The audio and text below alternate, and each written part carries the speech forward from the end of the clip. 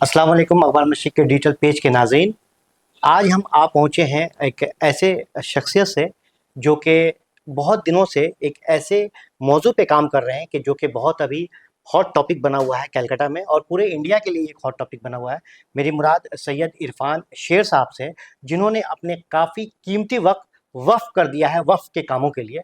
आइए आज हम उनसे डायरेक्ट वन टू वन बातचीत करेंगे और पता करेंगे कि जो डेडलाइन दिया गया है उम्मीद पोर्टल का वक्फ के प्रॉपर्टीज़ को अपलोड करने के लिए और भी मज़ीद उसमें वक्त पे जितनी जानकारियाँ हैं वो आज हमें ये अपने हमारे नाज़रीन को बताएंगे। तो सैयद साहब, पहले ये बताइए कि पहले अपने बारे में बताएं कि आपने कब से ये काम शुरू किया, वक्फ के ऊपर आपने काम करना कब शुरू किया? वक्फ में तो मेरी पूरी ज़िंदगी गुजरी है और मेरे फैमिली में आपके लखनऊ, यूपी, बिहार से बंगाल से लेके बर्मा तक वक्फ प्रॉपर्टी जायदाद है, बोथ प्राइवेट एंड पब्लिक, यानी वक्फ अल औलाद और वक्फ अल अल्लाह।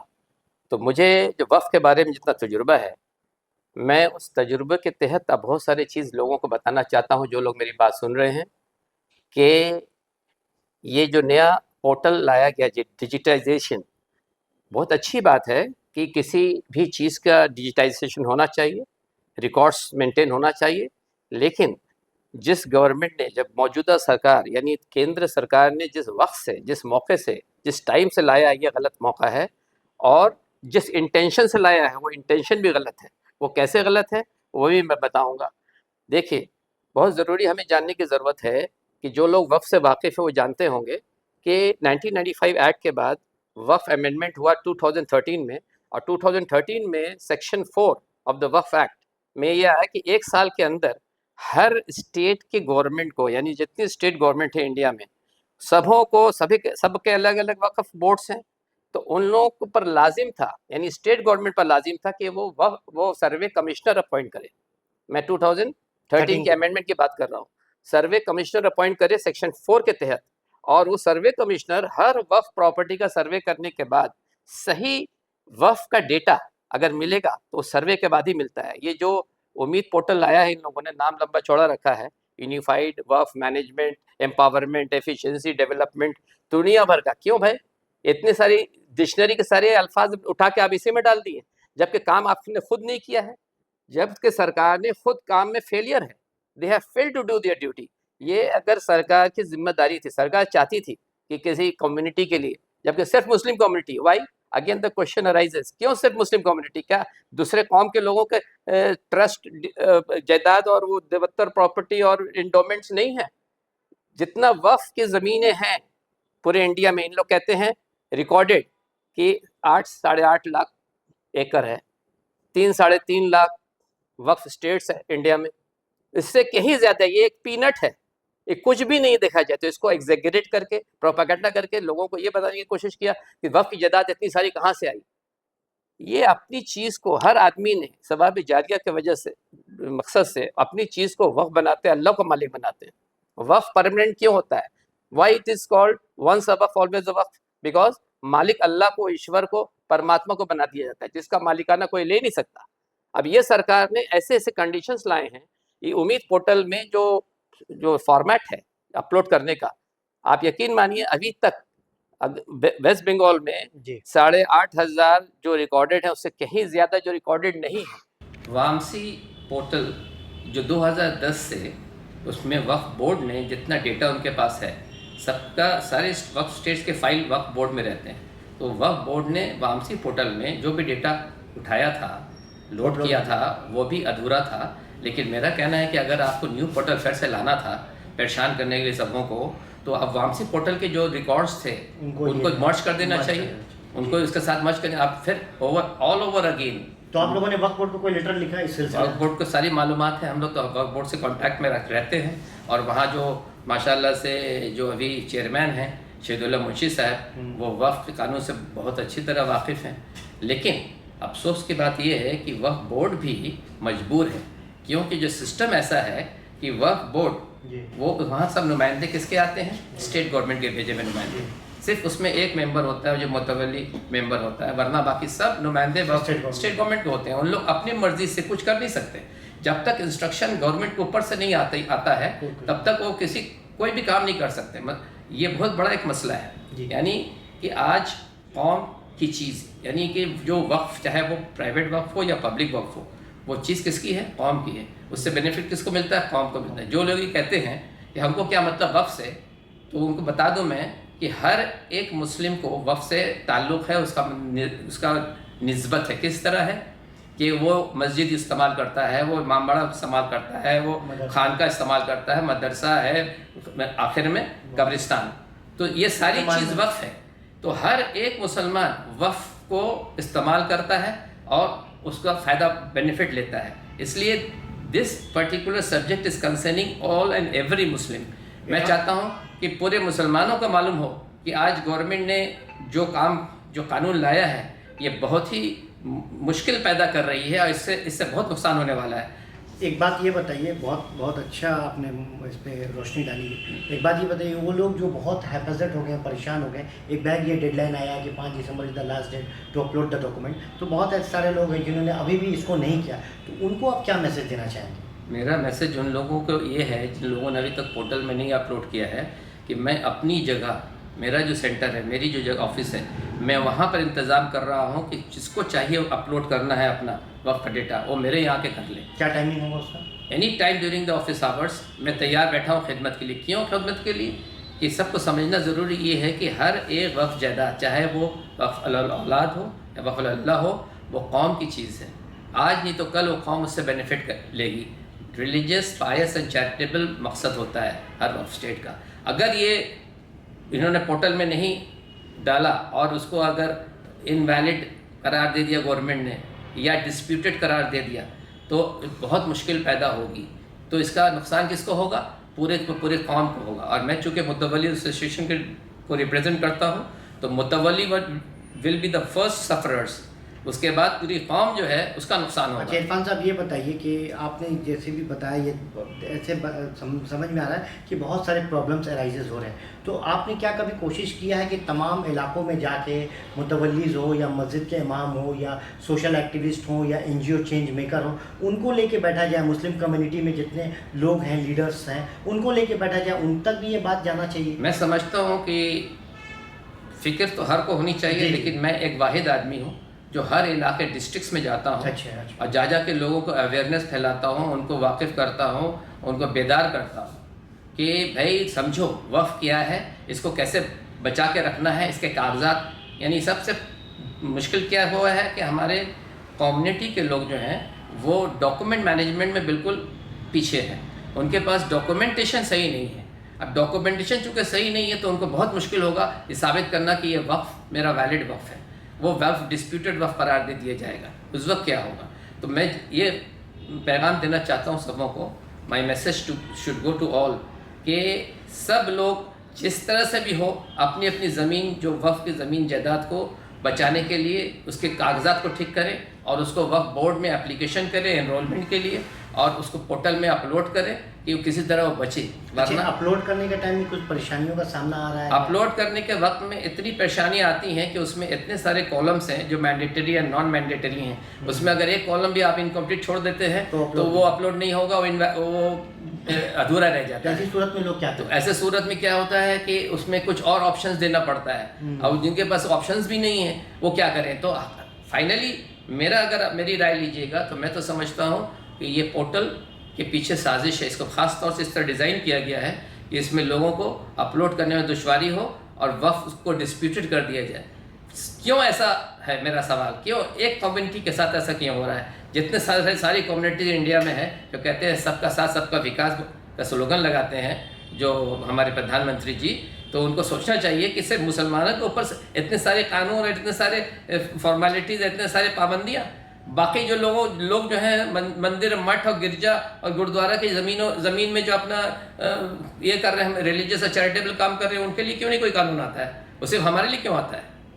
वक्फ का कोई ऐसा बात आप शेयर करना चाहेंगे जो पॉजिटिव हुआ इतने दिन से, चूँकि आप इस फील्ड में हैं, कोई ऐसा वाक़या हुआ? वक्फ की सबसे पॉजिटिव चीज़ मैं आपको बताता हूँ। मेरे खुद फैमिली के जो वक्फ हैं, आप यकीन मानिएगा कि मैं दावा से कह सकता हूँ कि वक्फ प्रॉपर्टी 90% नॉन मुस्लिम्स उसको यूज़ करते हैं, चाहे वो टेनेंट के तौर पर हो, ऑक्यूपायर के तौर पर हो। 90% नॉन मुस्लिम्स वक्फ जायदाद में बैठे हैं और उसको वो बहुत कम रेंट में उनको एंजॉय करते हैं वो। और जो चैरिटी होती है तो सिर्फ मुसलमानों को नहीं, चैरिटी से बेनिफिट सबको होता है, मुस्लिम नॉन मुस्लिम, यानी पूरे देश के समाज को सस्टेन करने के लिए ये वक्फ प्रॉपर्टी है। इतने बड़ा कंसेप्ट हमारे अल्लाह के पैगम्बर साहब ने दिया। इस कंसेप्ट में सवाब जारिया की नीयत से जो वक्फ बनाता है वो पूरे समाज का सस्टेनेंस होता है उससे।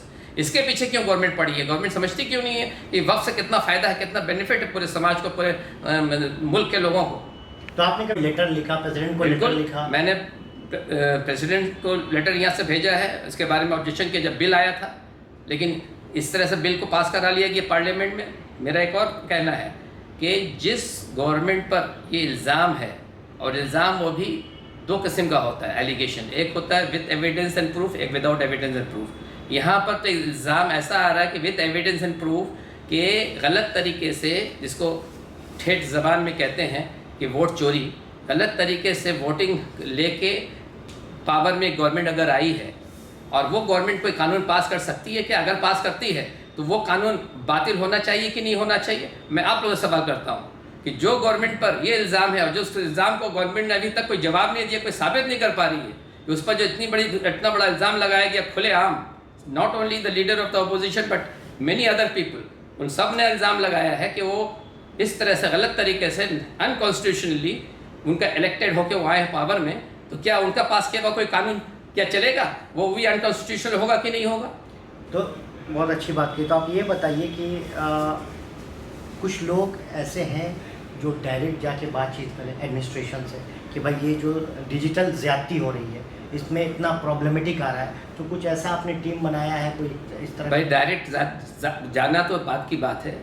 गवर्नमेंट ने जब बिल प्लेस किया, आप लोग को याद होगा, उसने वोटिंग कराया जी, किस कौन फेवर में कौन अगेंस्ट है। जी जी जी। अब जिन लोगों से वोटिंग कराया वो कौन लोग? जनता से, इंडिया मेरे मुल्क की जनता से। जनता क्या जानती है वक्फ के बारे में? जी जी। लेकिन फिर भी वोटिंग कराया और लाखों वोट जो है वो वक्फ बिल के खिलाफ आया कि ये बिल सही नहीं है, इसको बातिल कर दिया जाए। फिर भी गवर्नमेंट ने उसको पास कराया ज़बरदस्ती पार्लियामेंट में।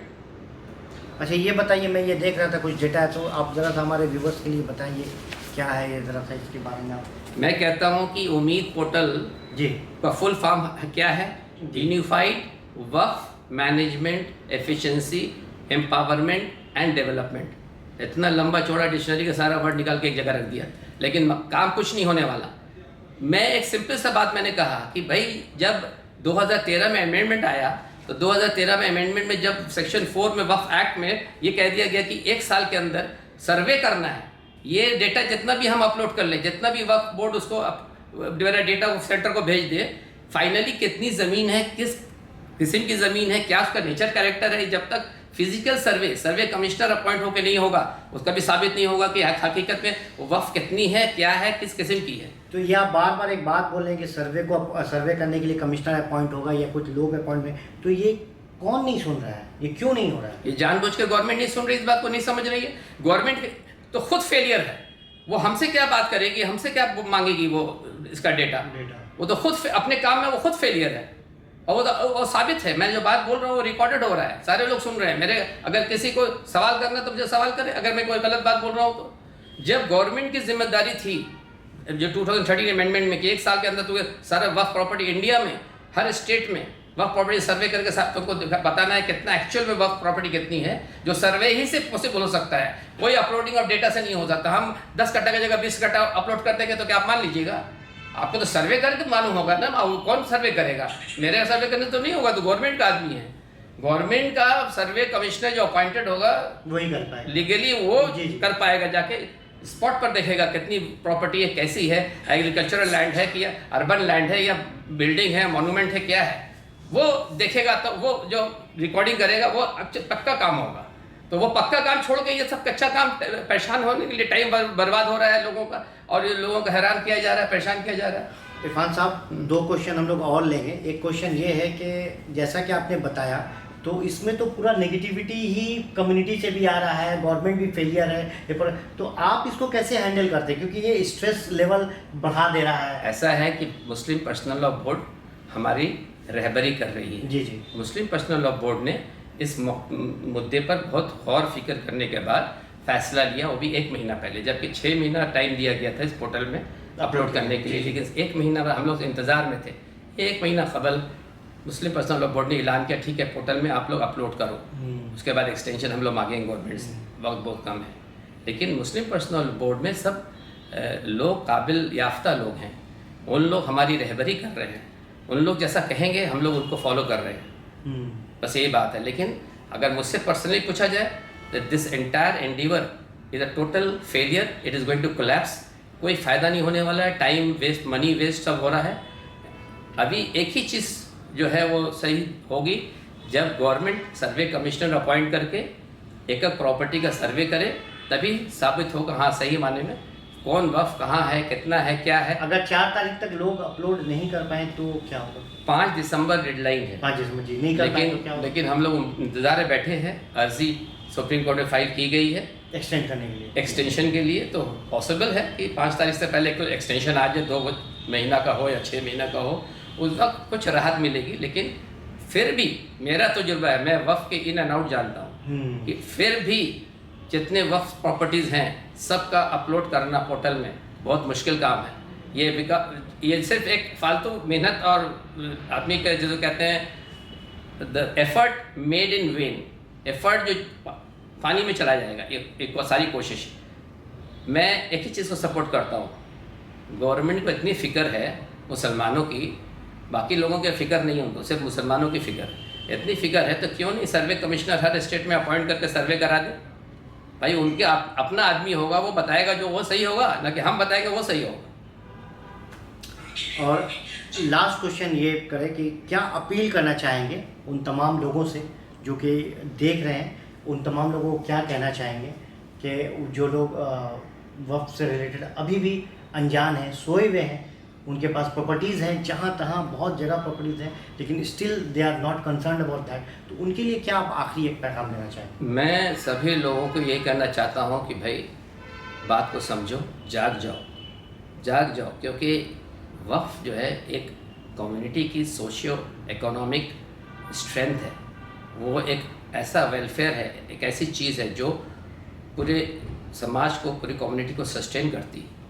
गरीब, गुरबा, यतीम, मिस्कीन, बेवा तो का सपोर्ट तो होता ही है, प्लस इबादत और वर्शिप जो होता है, जितने इबादत के जितने ये हैं जो क्या कहते हैं, मस्जिद है और ईदगाह है, इमाम बाड़ा है, ये सब जो है ये इबादत की जगह। यहाँ बहुत से लोग ये सोच रहे हैं कि मेरा क्या काम वक्फ से, हमको क्या मिला वक्फ से। उनको बता दूं मैं कि हर एक इंसान वक्फ से कनेक्टेड है, चाहे जितना बड़ा रईस हो और जितना बड़ा भी वो गरीब हो। क्यों कि रईस भी जाता है उसी मस्जिद में जाकर नमाज अदा करता है, रईस भी जाता है उसी कब्रिस्तान में, रईस भी जाता है उसी ईदगाह में, और गरीब भी जाता है वहाँ।